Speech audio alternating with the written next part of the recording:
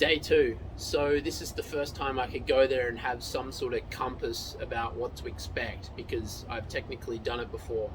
I wouldn't really call today a success, but it was successful in certain ways. I learned a few things, and I'm just going to walk everybody through my experience from end to end, and I'll make a few observations as I do, and we'll take it from there.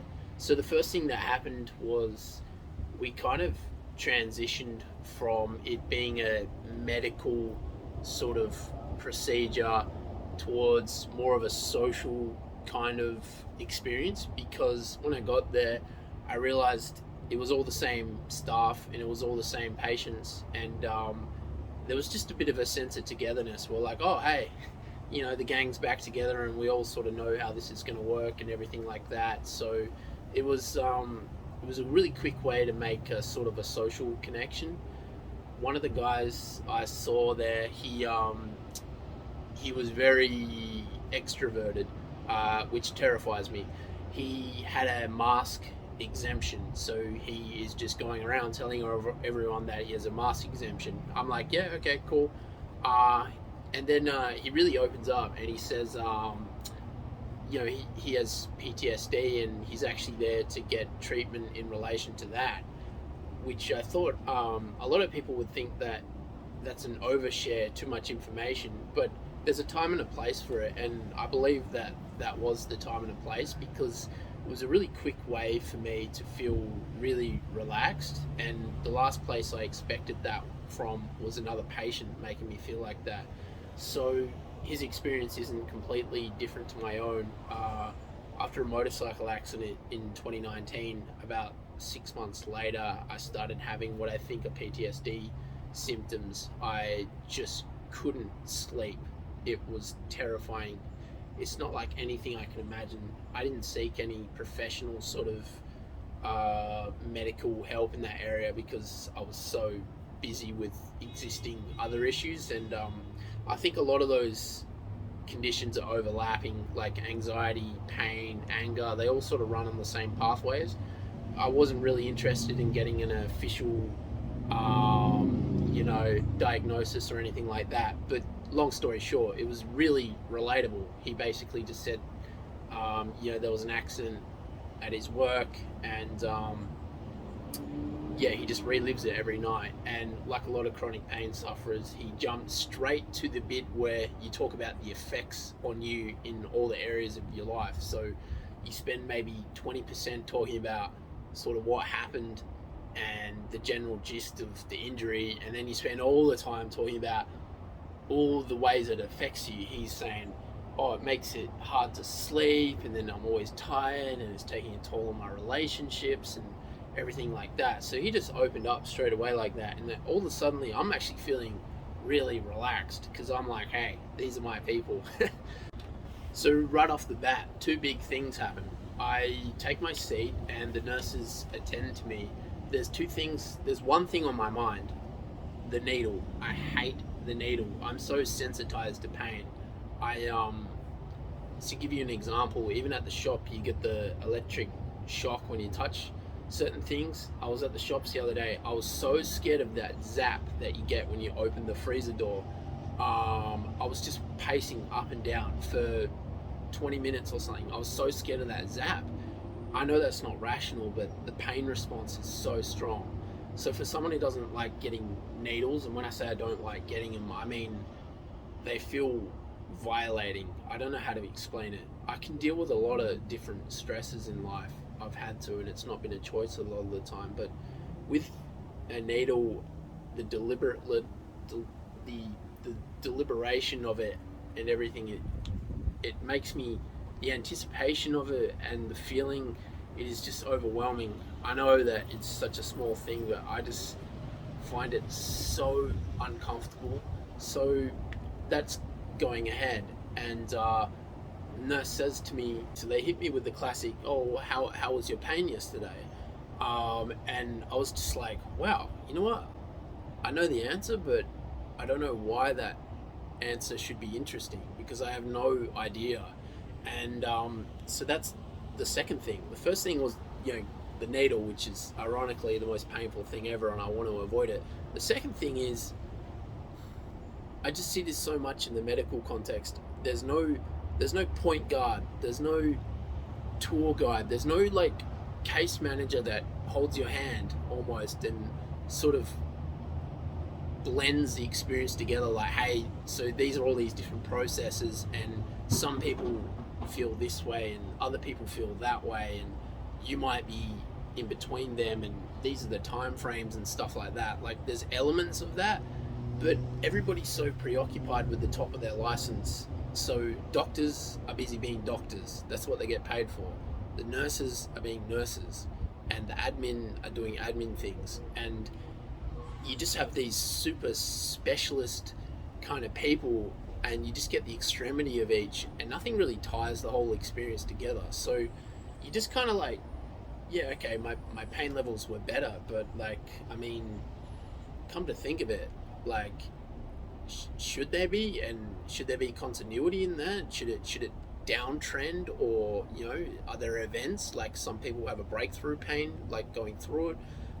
I don't know, because no one really guides me through it. And this is underlined by the fact that they say this to me. They say, today you're going double dose. And I'm like, okay, so does that mean yesterday I was on a beginner sort of instep level? So I didn't even know this until today, that they're doubling the dose.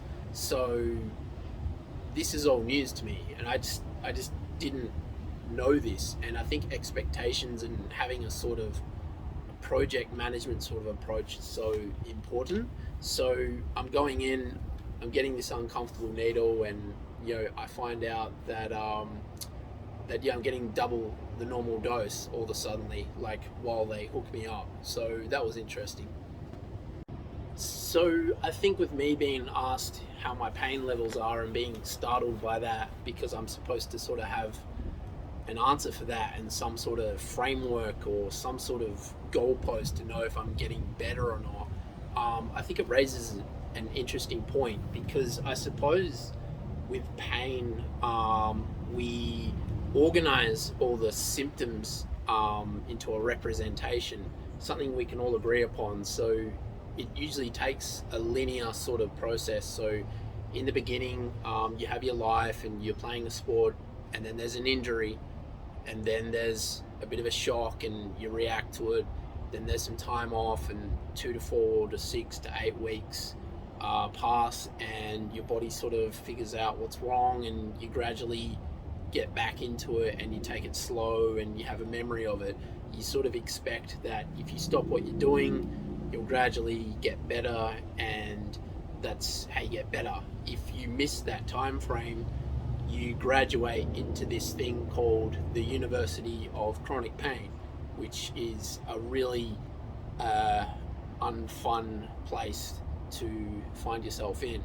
So I think it's interesting to sort of look at pain in that sort of context and how it can relate to the ketamine treatment.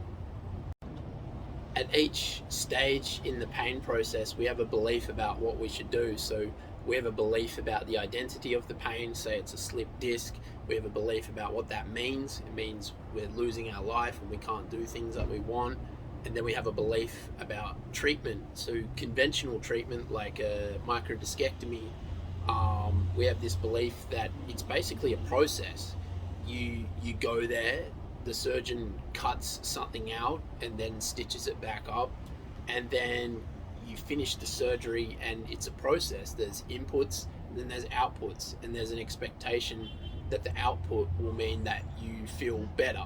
That's how the conventional sort of surgery works. Whereas I'm just getting this treatment each day where they pump, you know, my body with a foreign substance, and it's not so linear, which I think is interesting, because neither is our sort of conventional understanding of pain as well.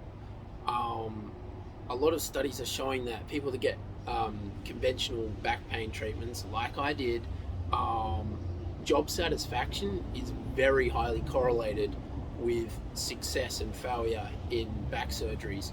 So is the fact that people are finally forced to leave the workplace and lay down flat for a couple of weeks in hospital, and they also have permission to actually rest and get out of painful reoccurring patterns. They actually, it's the forced rest that allows people to get out of fight and flight to rest and relaxation where the healing occurs.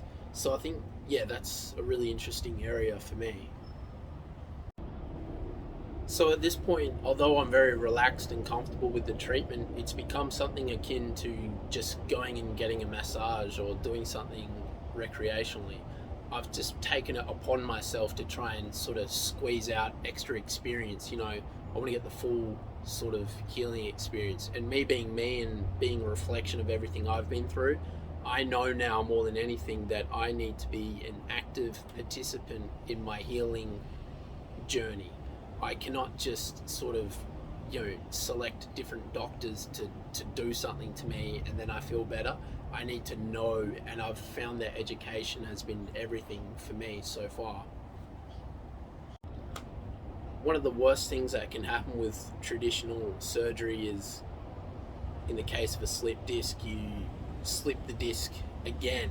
It happens like, I don't know, 5% of the time or something like that. I asked my surgeon, what happens if I slip the disc again? He said, lightning doesn't strike the same place twice. Well, I guess it does strike the same place twice, because it took me about 10 days before I re-herniated the disc. You have an injury, you go in, the surgeon just does something to you, everyone expects you to feel better, and usually you do. But that paradigm is just increasingly being challenged. I guess like pain scientists are watching little kids at the park fall over and hurt themselves, but they're not actually hurt. But then when they look up and they see their guardian or parent looking at them with like stress in their face, like, then the kid's like, oh, no tissue damage, but my guardian is reacting like that. Brain says danger, release the pain response. So there's no actual damage, and we're skipping that step, which I just explained in a linear sort of understanding. You have to have that initial tissue damage or whatever to provoke the pain, but this one's skipping it. Little kids are designed to fall over and hurt themselves. They're malleable bodies, but they fall over, they think they're hurt, but they're actually deciding if they're hurt. Another example is, the classic one where the guy steps on a nail and he's in huge amount of pain. He's screaming in pain. They take him to hospital and they x-ray him, and then they're like, they pull the boot off and the nail's actually gone between the toes. But the man has seen pain and his brain has decided, okay, turn on the pain response. My rough sort of game plan was to just go through a list of notes that I've been taking over the last few weeks, just about really positive, mostly educational, but specific to me sort of ideas, just good things that I hear on podcasts and that sort of stuff. My plan was just to read through those, hopefully while my brain's a bit more receptive and starts believing these positive things, with the expectation as well that maybe I'd find some sort of repressed memories that are really bad that I've just had to crush and bury and I can't find. So I was sort of on the lookout for those as well. But that's not really what happened. I had my phone out, and you've got the whole world at your fingertips, and that's not always a good thing. I got really easily distracted, and while my mind was very malleable and open-minded, the ketamine just sort of made me more of what I already am, and what I already am is someone that's very distracted easily. So I spent a lot of time just looking at random things, and I basically wasted a lot of time waiting for that perfect moment where I'll snap out of it and I'll do something constructive. Luckily, I haven't wasted my whole life waiting for that moment. About 45 minutes in, one of the nurses walks over to me quite concerned. It turns out that the needle that I was so worried about and everything, well, I talked myself out of thinking it was a bigger deal than it was, but it turns out it wasn't sort of connected in properly in my arm, and my arm had swollen up massively, and I was pretty on the ketamine at this point, so I was just like, yeah, it's all right, but not surprised either. So they go to take it out, and both the nurses are just gawping at it, going, "Oh my god, look at the size of the swelling." I'm looking at my body, and I don't know why it's swollen. I don't know how to explain it, but it's kind of like the uncanny valley where like clones and AI can look creepy because humans need this spidey sense to quickly work out that someone's sick or they're an imposter or something like that. We get creeped out when something looks really accurate but not quite. And it wasn't so much like that. I was looking at it, but I was looking at my arm, and I just couldn't understand why there was something wrong with it. I could tell from the body language of the nurses. They're like, "Oh my god, like get an ice pack. Wow, that's big. Like, don't worry, it's gonna absorb or something like that." And I was looking at it so purely. There was no lens of familiarity. I was looking at it like I was looking at it for the first time ever. I was looking at my own body, but I could not. I had no map. I had no concept of what a good arm looks like and what a bad arm looks like. There was no right or wrong. It was like I'm an alien. Like I just couldn't understand how it wasn't how is it swollen. It's what is swollen. And then I looked at my hand and I just thought, whoa, like, is that really my hand? It looks like someone else's hand. And I looked at my legs, and I was kind of like, yeah, okay, like I don't know, I just felt like I knew that they belonged to me, like, but because my brain's feeling detached from the rest of my body, and I'm like, I can trust those legs, like, they get the job done. I don't have much pain in my legs, really. So I was just kind of like looking at everything in my body like I was looking at it for the first time. So I wonder if that's why people sometimes with body dysmorphia, like, or phantom limb syndrome, often get mirror therapy or ketamine therapy. So it was kind of interesting, but it was so bizarre to logically and behaviorally know that my arm was swollen, but in terms of like, oh, there's a red traffic light, stop, oh, it's green, I can go, swollen, I should do something about it. Like, that circuit was just off. So I was like, okay, that's pretty interesting. So lo and behold, they have to go and put the needle in my other arm now, but at this stage I'm pretty spaced out and I could care less. I try to enjoy the second half as much as I possibly can. I look at the clock, and again, I look at it so objectively. I should be sort of like sad that my time there is coming to an end, but there is no happy or sad. It's just objective. It's just, oh, okay, it's 11 o'clock. That is all it is. That's not 1 before 12 or 1 after 10. That's just what it is. So I'm just kind of like not feeling upset that I haven't really got anything out of the session just yet. But I just close my eyes, and for whatever reason, I remember a time when I was healthy and I was running around, and I remember my old footy coach when I was a junior, and just how cool that guy was, and how strict he was on me, and how much of a role model he was for me, and I just really missed him in that moment. The only other thing that happened was the nurses asked the classic, how's your pain out of 1 to 10? To the guy next to me. He had pain in his legs, and I could just sort of see his legs, and he goes, it was a 10, but now it's a 6, and I was like, wow, hallelujah, 40% decrease, I was like, okay. I was looking at him and I was like, yeah, good for you, I hope you get better. But because of the ketamine, I didn't really feel like a strong sense of togetherness. Like, there's this song by The Streets where he says, I've known you my whole life, but I don't know your name. I'll have a dance now. Like, it's just like, I didn't have, like, I wanted the best for them because we were in it together, but I didn't feel that strong, induced dopamine sort of like togetherness. Like, I want you to win because you're fighting your battle, I am mine. It was more just like, yeah, I hope you do well.